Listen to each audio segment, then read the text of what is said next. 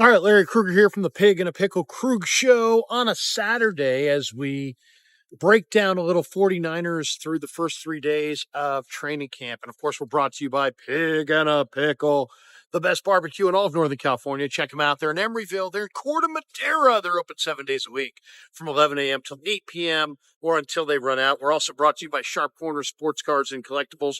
They're at 205 Cypress Avenue in Pacific Grove, California, along the Monterey Peninsula.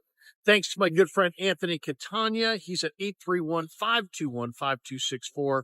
He's also at Sharp Corners 831 on Instagram. Thanks to Sharp Corners Sports Cards and Collectibles for sponsoring this video. All right, let's talk about the Niners.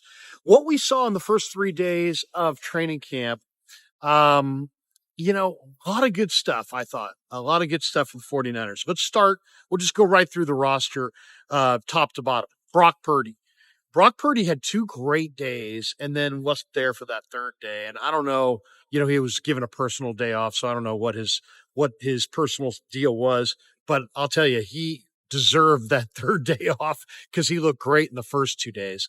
Purdy is looking spectacular. The zip on his passes is tremendous. His knowledge of the offense is obviously greater. We know that. And you can kind of see it. He's a little bulked up. He's definitely put on some upper body muscle. He looks pretty yoked actually all the way, even his quads, they call him Quadzilla and everything. They compare him to Bosa. He looks good. He looks good physically, but the ball's coming out of his hands with a lot of zip. He seems like he's putting the reps in the off season with these receivers. So the receivers to me, and Purdy look pretty in lockstep. And some young receivers. I mean, he looks pretty good throwing it to guys like Watkins. He doesn't have a lot of reps with Demarcus Robinson. He looks pretty natural throwing the ball to Demarcus Robinson. Cowling obviously went out with an injury early, so that kind of makes things up in the air. But I think Purdy overall looked fantastic in the first 2 days. Now, what are we going to see in this camp at quarterback? We're going to see a lot of Mac Jones and a lot of Tanner Mordecai. I think the 49ers, just looking at their quarterback room, have one of the better quarterback rooms in the entire league. I mean, think about it. They have their starter signed who's young, who they like in Brock Purdy, that they think is a guy that they can win championships with. So they got Purdy. And then in addition to Purdy, they also have, Mac Jones, who's been an NFL starting quarterback before.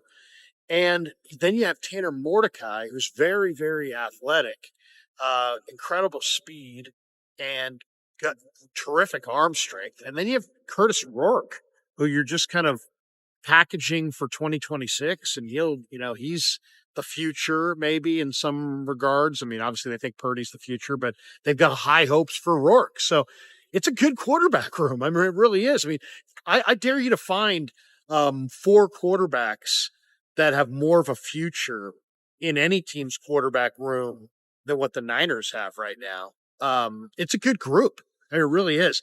And we're going to see a ton of Mac Jones and Tanner Mordecai. Now, what have we seen already from Mac Jones and Mordecai? They're very different, right? Jones throws a deep ball that has loft, and he throws it with touch, and he throws it with timing. We saw him hook up with Isaiah Neyor on a deep ball where it was just a dime right down the middle. He throws a nice deep ball, but there's a lot of loft on it. I mean, it's kind of like a Russell Wilson, make it rain, drop it in the bucket. I mean, he's got some real loft on his deep ball. And then you got Mordecai, who throws a very flat ball. I mean, he really does throw it's a flat ball. He throws a lot of line drives. He's got great arm strength, though. I would say Mordecai's probably got the best arm strength of any of the quarterbacks that I've seen. I haven't seen Rourke throw it, but Mordecai's lasers and great foot speed. I mean, 4.4 speed. He also knows the offense. Both these guys have made some bad plays at times, but both look good. I expect when we get into the preseason that the Niners offense is going to move effectively with both Mac Jones and Tanner Mordecai in addition to Purdy. I think all 3 quarterbacks are going to show in the preseason that they can move the team.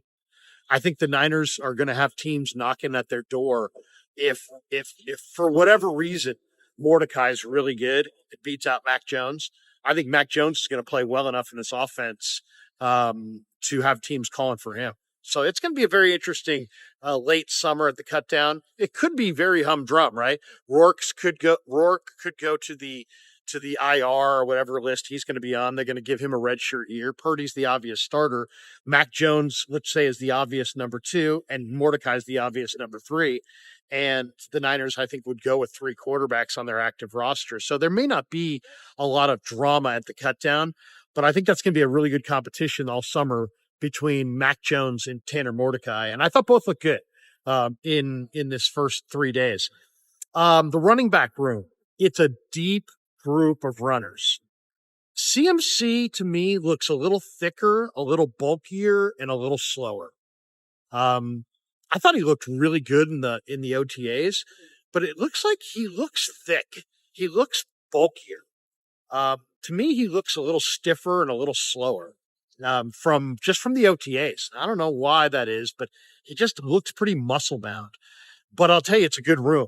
Corey Kiner, the tackle breaking ability on Corey Kiner and the contact balance of Corey Kiner. I mean, I'm telling you, it's weird watching him. He gives you Emmitt Smith vibes. And I'm not saying he's Emmitt Smith. All right, stop with the comments. Krug saying he's Emmitt Smith. I'm not saying he's Emmitt Smith. He's exact same dimensions as Emmitt Smith. He's 5'8", 5'9", 210 pounds.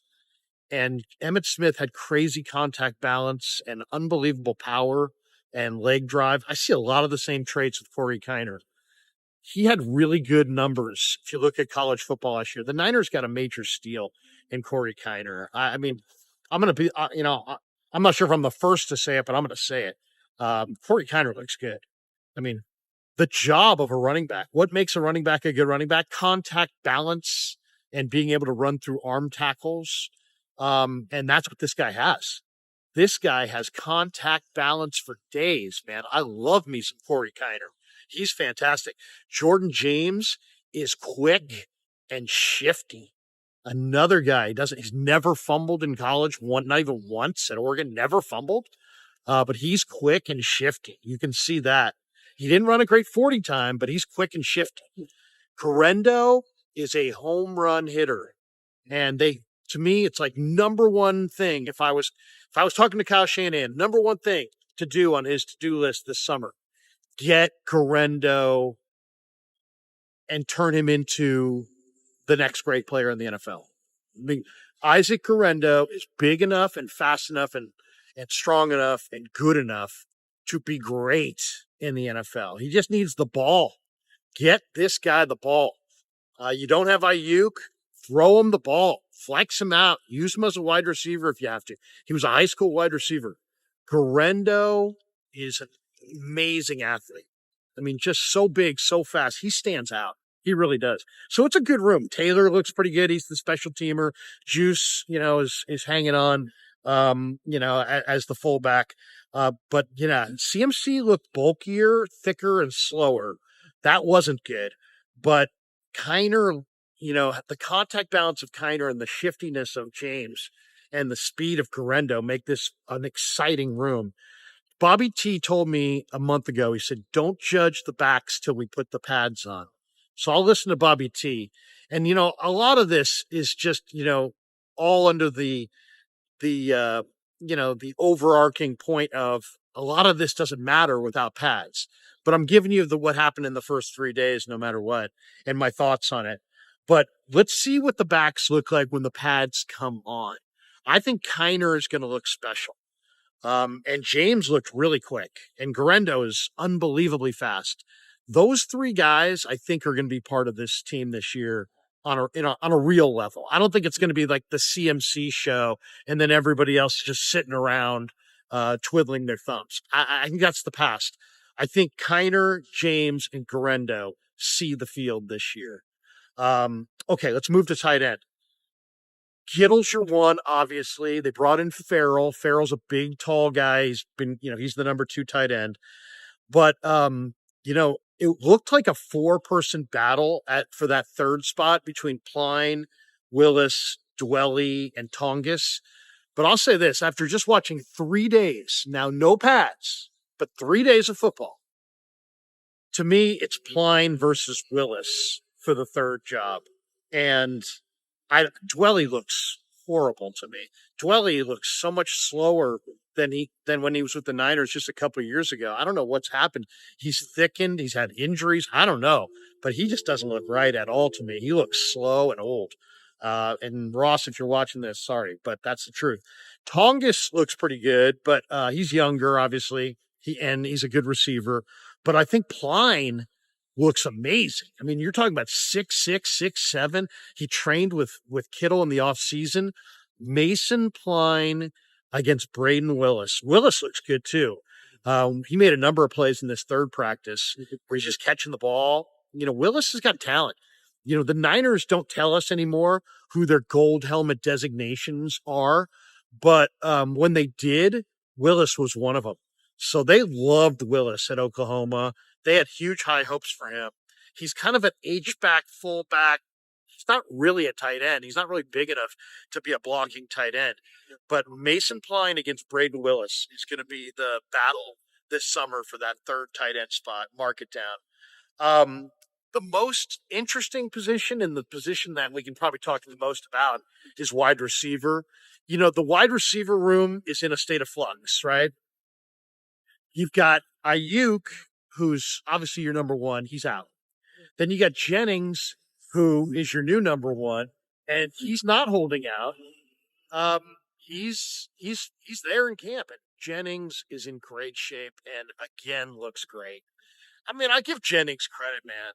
All the guy does is show up and play ball, and it's just awesome. I mean, he's I don't know if there's limits to how much I want to pay him, but man, I admire that guy.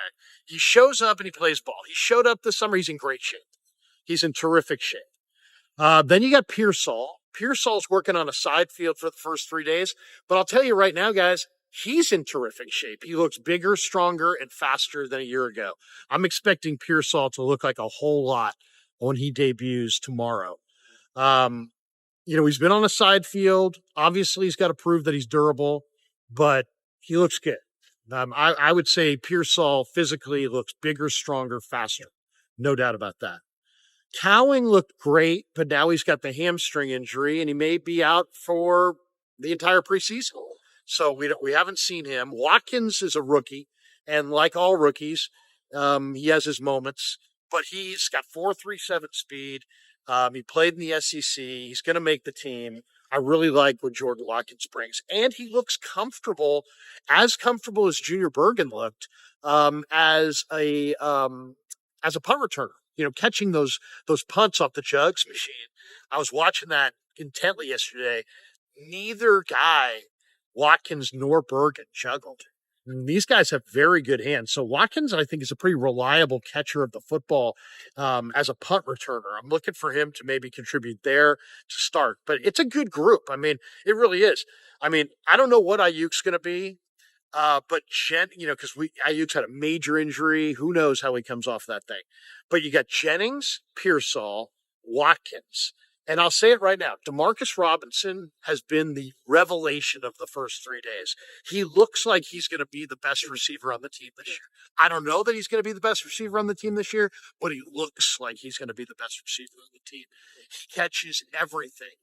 Low balls, high balls, on the sideline, in the middle of the field. Demarcus Robinson scored 7 touchdowns. He's a really good man coverage beater, and he's excellent in the red zone. All the rub routes, all the short routes.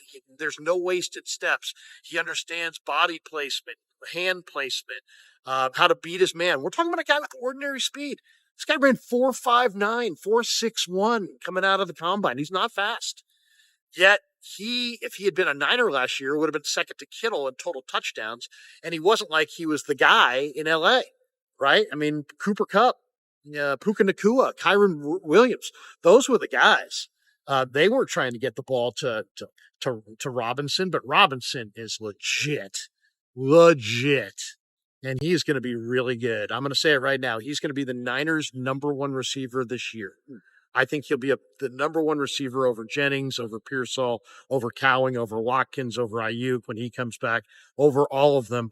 Demarcus Robinson, mark it down, will be the Niners' number one receiver this year. Him and Purdy are going to absolutely make music together. All right. So if that was the room, and that could be the room, right? Jennings, Pearsall, Cowing, Watkins, Robinson, 5 receivers. Ayuk's coming back eventually. He's number 6. But you got other guys here now. You got Russell Gage, the veteran who's now healthy and looks like he's having a good camp. We'll see if he was a good player at Wake Forest. He really was. And he was a good player with the Falcons. Then he's had some injuries, but if Gage is healthy and he looks like he is, he's going to be heard from. Then there's Isaiah Hodgins, who's a big body guy with great sticky hands. I mean, he doesn't separate a ton, but he's big.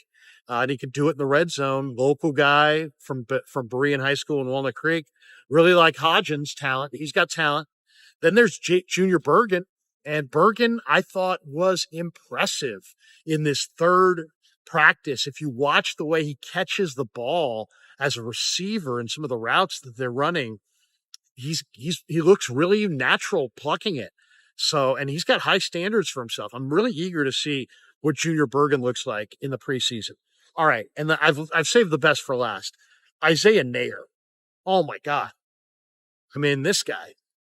The intangible. I mean, the tangibles. Height, weight, speed. I mean, this guy's got unbelievable size. I mean, if they made a movie about Randy Moss's life, they would hire this guy and pay him a lot of money to be Randy Moss. He looks like Randy Moss. He's 6'5", he's 6'4", 220.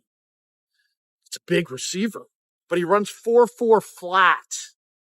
And his stride is like a car length in every step. I mean, this guy is unbelievable. And if you watched his film from Nebraska, he had a good year. He caught ball after ball after ball for Raiola. By the way, Raiola's going to be a great NFL quarterback. I watched a lot of him this year, watching Neyor. Neyor is legit. Nayer's legit. I mean, if all the guy can do is run a go pattern, I don't care if he can run the full tree. If all the guy does is run the go pattern and can make a play on that, he's got value to you right there. 6'4", 220, 4.40. I mean, this guy is just a step slower than Jacob Cowing, and he's 6'4", 220. He looks great. It wasn't just that one catch. He made the best catch in the OTAs down the sideline on a ball that nobody thought he could get because of that crazy stride. DBs are going to take bad angles on this guy at times because the stride is deceptive. I mean, he's got a this is one of the longest striding guys I've ever seen. You're talking about a 6'5", 6'4" guy with some of the longest strides you've ever seen. 36-inch arms, 40-inch vertical, 4.4 flat. I mean, they got something here, man. They gave this guy more money guaranteed than Junior Bergen, and they drafted Bergen. So credit the Niners, man. I mean, they didn't do much in the undrafted market, but this guy is real. And he's raw. I mean, you saw him, and he caught that like a JV football player. He corralled that pass in. He didn't pluck it with his hands. He needs development. There's no question. But look at the tools. I mean, look at the size and the speed. I mean, this guy, if you're going to take a flyer on a super raw, go pattern guy who's just going to, run off the top, run off the coverage and be the go, be your basically your go pattern guy to make sure defenses play you honest. And this matters, by the way. This matters. You might as well have a 6'4", 220-pound go pattern guy. I mean, that guy looks legit. So who knows? Maybe the Ayuk injury at the start of the year is a blessing in disguise. Maybe that injury will allow the Niners to keep Isaiah Neyor, and maybe Neyor can blossom into something really, really special. Dude, he is fun to watch. All right, let's get to the O-line. There's really two things to watch on the O-line. The left guard battles between Ben Barch and Nick Sakel.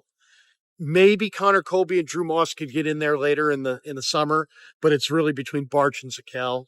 Barch has been working on a side field, but Barch looks good working on the side field. I mean, he's moving well. I expect Barch actually to take that job when he gets back in the field. The other revelation or improvement to the roster, Matt Hennessy is a good-looking center. And between Drake Nugent and Matt Hennessy, the Niners have options behind Jake Brendel if Brendel doesn't play well or whatever. But Hennessy's legit. He's a legit NFL player. And not that Nugent isn't. Nugent's a little smaller, but Hennessy is a starting NFL center.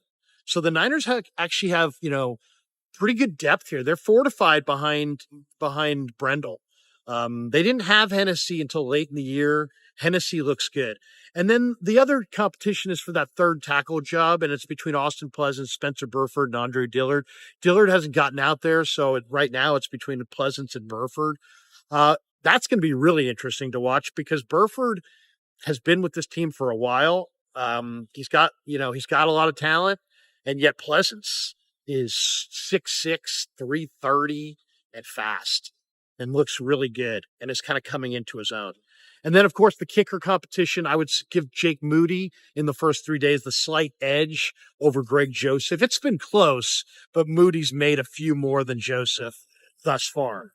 All right, as we flip the card over to the defense, even though the defense on paper was supposed to be this big problem spot, I kind of think they look pretty good on the front seven. The Niners have 15 defensive linemen in this camp. Let's just say the ones are Bosa, Givens, Elliott, and Bryce Huff. Bryce Huff looks like the best edge piece the Niners have had opposite Bosa since Bosa's been here. So I think that looks great. And then Mikael Williams really looks dominating at times, especially when put inside. If you can put Mikael Williams inside, he looks really dominant. West and Collins are young players, but with a lot of talent. And then you got Yatir Gross-Matos, that's the twos. And then you got Beal, Kalia Davis, Evan Anderson, Sam Aquinu. That's the threes. And then you got Teron Jackson, Sebastian Valdez, and Garvin to round it out. Keep your eye in the preseason on Teron Jackson and Sebastian Valdez. Valdez is 300 pounds and has had a lot of good reps in the springtime. I think he's going to be good. And then Teron Jackson was a good rusher at Coastal Carolina and has some talent. He's not without talent and without ability. So those two guys are interesting to watch. To me, the guy that's been impressed so far has been Huff and Williams. Williams, has unbelievable length and strength.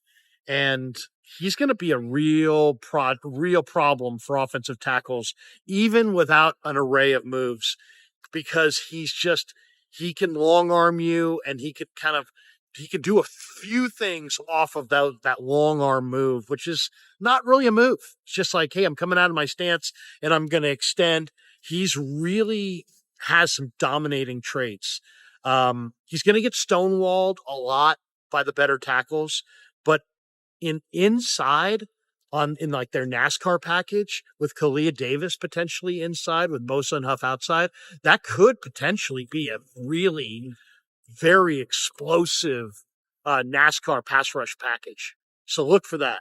The linebacking core, I think, looks great.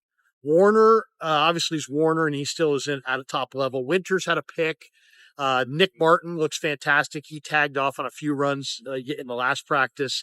Bethune looks good. Jalen Graham had a really good practice yesterday. Very, very active. Chaz Surratt is big and fast. Luke Gifford was there, signed on as a special teamer. We haven't seen Curtis Robinson, but the guy who I've got to talk about for a second is Stone Blanton. Stone Blanton is real. He was second in the SEC in tackles at Mississippi State last year. He had a 14 tackle game. He had an 18 tackle game. This guy shows up at the football. He's a sleeper inside linebacker. He had an interception of Mordecai. He reminds me of Chris Borland, not quite as, a little bit taller, a little bit rangier. You look at this guy and you say, man, I don't know if this guy's got an NFL body, but then all he does is make tackles. And I'm going to say it right now, and you can look at this video in a couple weeks. Stone Blanton is going to make 10 tackles in one of these 3 preseason games. He's really a good linebacker. And when I talked to Johnny Holland about him, Johnny's like, he doesn't make the same mistake twice. That tells you the kid really wants it. You can see when you look closely on the practice field that the dialogue at the line of scrimmage that is such a big part of wearing the green dot, he's got that part down. He's talking, he's moving, he's communicating with the defense. He's not just out there standing around. He's got an idea, and he's showing up at the football, and he had a big pick, and I'm telling you, the guy is going to make play after play after play. That is going to be a guy to watch. If we're watching Neyor on the offensive side of the ball, watch Stone Blanton on the defensive side of the ball. All right, let's get to the secondary. Robert Saleh said when he hit the podium this week after practice that free safety and strong safety are both wide freaking open positions. All right, so they're wide open. They cut George Odom, the special teamer. Malik Mustafa is their best safety. He's out right now. Eventually, you would think it was going to be Mustafa and Jair Brown, their third-round pick from a couple of years ago. Brown had a pick yesterday, and I think looks really good.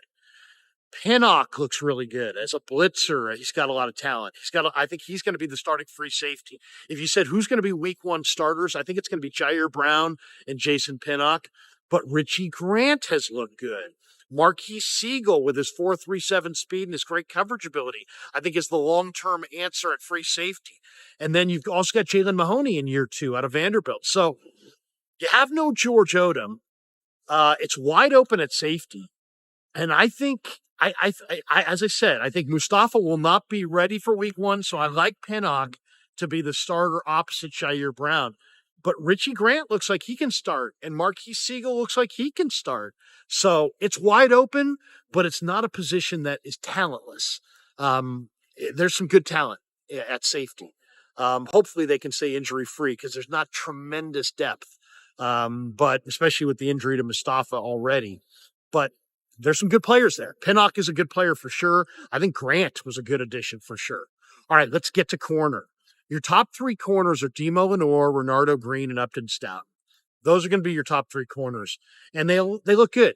Stout's obviously the rookie. He's young, he's small, but he's tough. He's instinctive, and he wants to be good. You can tell. He's pound for pound very strong. He's very competitive. He expects to start. I think he will. And then you've got Renardo Green, who, had a great day yesterday in practice before he went out with the hammy. And hopefully that hammy is not a big deal for Renardo, because Renardo, I think, he might be one of the best players on the team.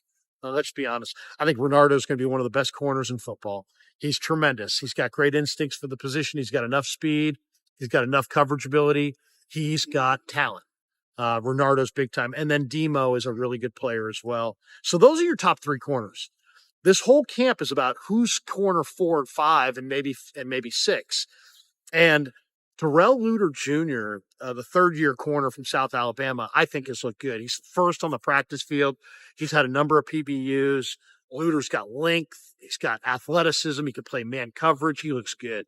And the other guy that looks good to me is Jacob Robinson, the undrafted free agent out of BYU, who ran 4.36 at the combine. Really fast, but also makes plays in the football. This guy had 11 career interceptions. You don't wind up with 11 career interceptions in college by accident. I mean, that means he's got big time ball skills, and he's physical. He's small. He's 5'10", he needs to put on 10 pounds of muscle, but 4.36 speed and play and ball production. Luter and Robinson need to make the 53. And this is probably my biggest concern. The Niners have guaranteed Saron Neal $2.25 million. And they've guaranteed Trey Brown $500,000. So I think those guys, because of those guarantees, are likely to be cornerback, 4 and 5 behind Lenore, Renardo, and Stout. So if the Niners wind up cutting Luter or Robinson because they've got minimal dollars, guaranteed dollars tied up in Neal and Brown, That will be unfortunate, and it will be the third year in a row they've made that same mistake, and I hope that doesn't happen. Others in this camp at corner are Trey Avery, Dallas Flowers, Derek Canteen, Chase Lucas. Lucas doesn't impress me much. He's a special teamer. Canteen's got some ball skills. Flowers has got some size and speed, and he'll be interesting to see what he does in the preseason. He's a veteran NFL player with size and speed. Trey Avery also has got some great strength. He's a real good tackler, and I think he's a decent cover guy. So he'll be heard from probably. But that's my big concern is that Neyor, Renardo, Stout, 1, 2, 3, but that 4 and 5 will be Neal and Brown, and that the Niners may cut Luter and cut Robinson, and those would be mistakes. I would say if it was me, I'd go with 6, and I would go with Neyor, Green, and Stout, and I would go with Luter, and then I would go with whoever was better between Trey Brown and Jacob Robinson at the end of the preseason. The veteran is Brown. As I said, he's got $500,000 guaranteed. The undrafted free agent rookie is Robinson, but I think Robinson's got more upside. So there you go. The first 3 days are in the books.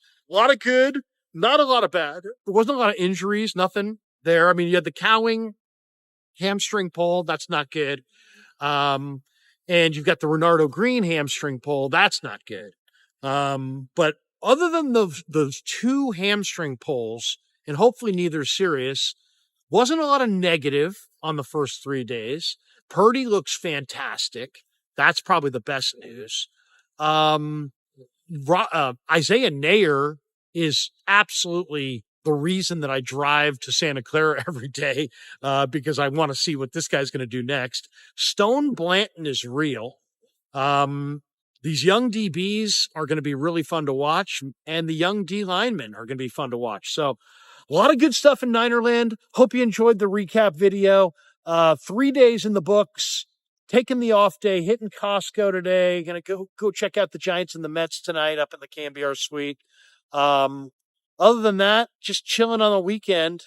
Hope you like my fancy backdrop here as I'm on the road today on a Saturday doing some errands. But about to hit Costco, so if you see me at Costco, say hi. Thanks for supporting the Krug Show on YouTube.